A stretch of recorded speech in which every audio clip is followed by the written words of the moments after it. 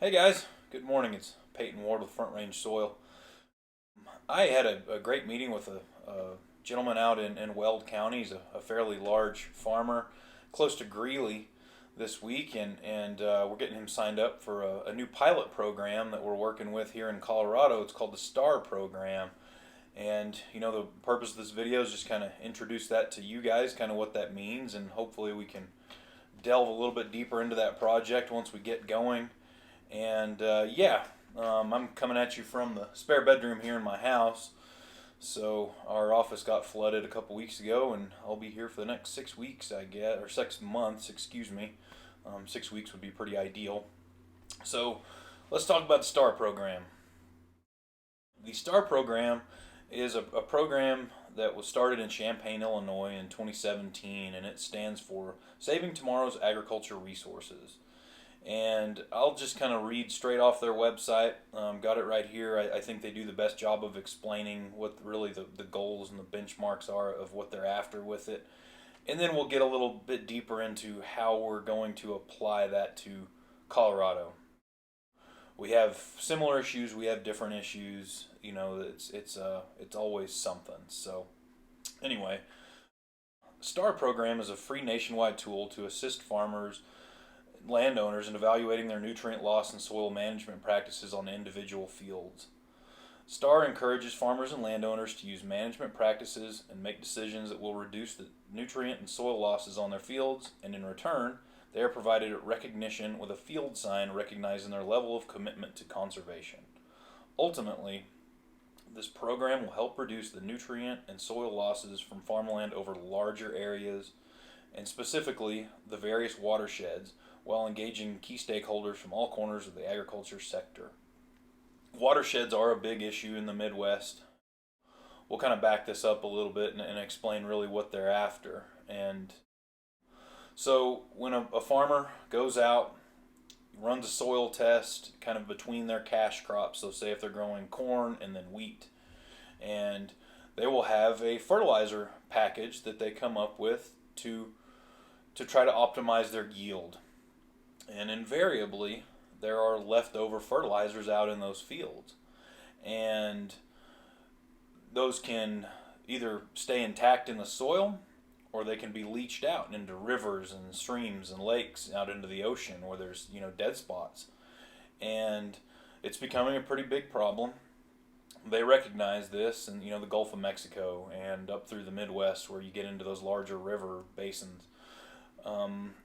It hasn't quite, been a big issue yet in Colorado, with the urbanization of the Front Range and, issues of just people encroaching on the farmland here.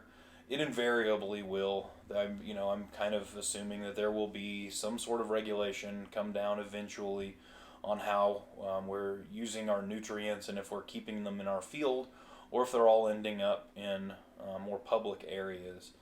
So the STAR program in Colorado, as we see it, is going to be, us at the Longmont and Boulder Valley Conservation District, also in conjunction with the Colorado Department of Ag, and we are actually going to incentivize our pilot program here. So there's a cost share.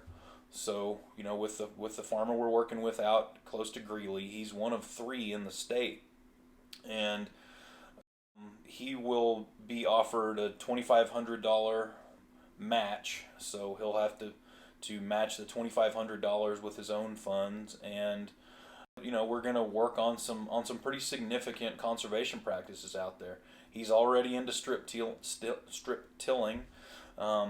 He does have fairly progressive practices, but he's been held back a little bit from pushing it a little bit further. And I don't think it's necessarily money. I think it's a little bit more of perception. So we're gonna help him to try to help to change that. And in our meeting where we met this week, one of the questions for the STAR program is, what in your mind has held you back as a producer, as a farmer? Where's your hesitation lie in moving forward here? And his question was pretty simple. It's that older generation, It's his neighbors. It's people like that keep him a little bit on the sidelines as far as pushing forward past strip till into more no till, into more cover cropping, into to really utilizing that fertilizer, building his own nutrients. Really getting in an extremely conservative mindset. And so, yeah, that's kind of what the STAR program is.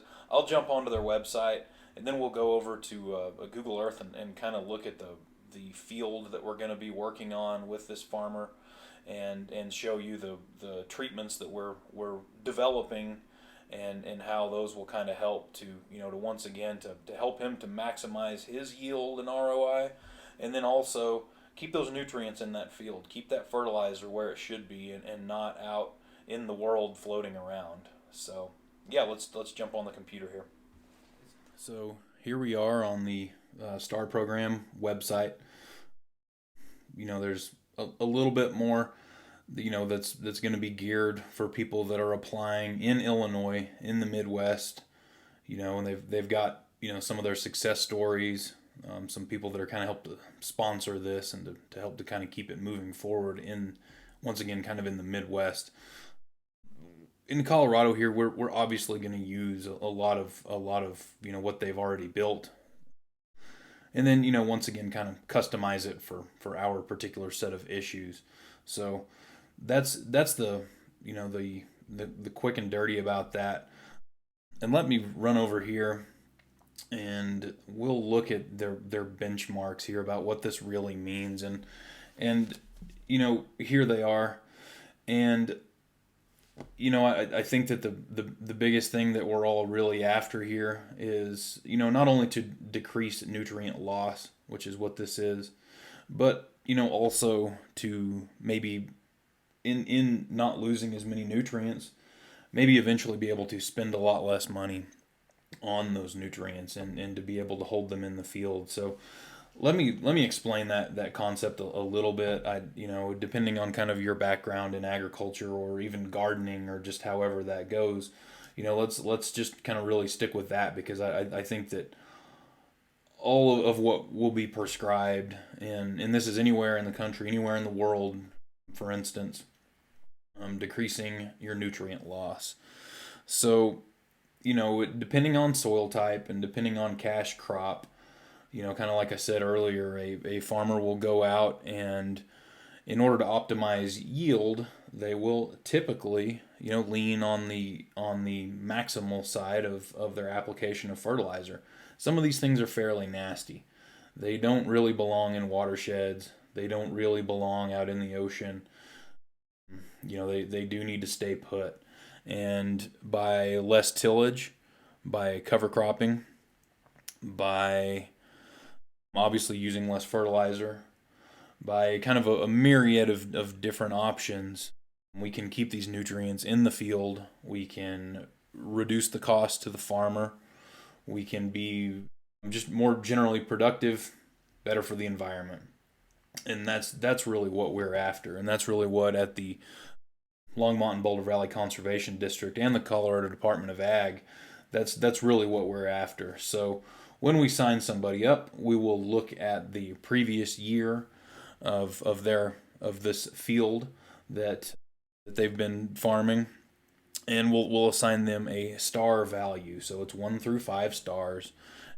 That'll, where have they been, and so we can talk a little bit about where are they going, and try to increase their star value, so to speak. So let's jump over to Google Earth, and we'll go through this particular field. Let me zoom out real quick just to kind of show you where we are in the world. Still going. There we go. So we got Longmont right there, which is where I'm at. Greeley, Denver's down here. So let's go back in to this particular field, and it's going to be right there. So this is a new pivot, and I'll show a picture in this video of this new sprinkler that's out here, and it's a 3/4 pivot. It's 120 acres. It's irrigated out of this pond right here. This is surface water that comes down out of the mountains, and this thing will be capable of putting out about 1,000 gallons a minute.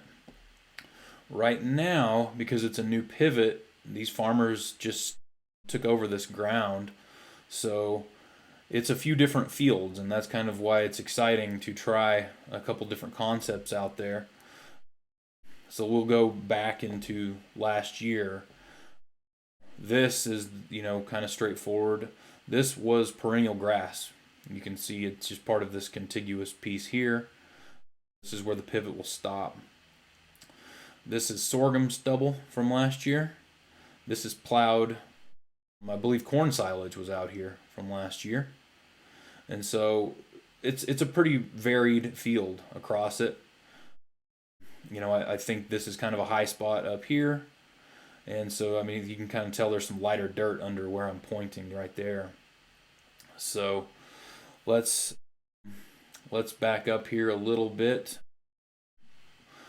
So this will be, I don't know how many stars they will actually receive for this field, but for 2021, they are going to grow corn silage.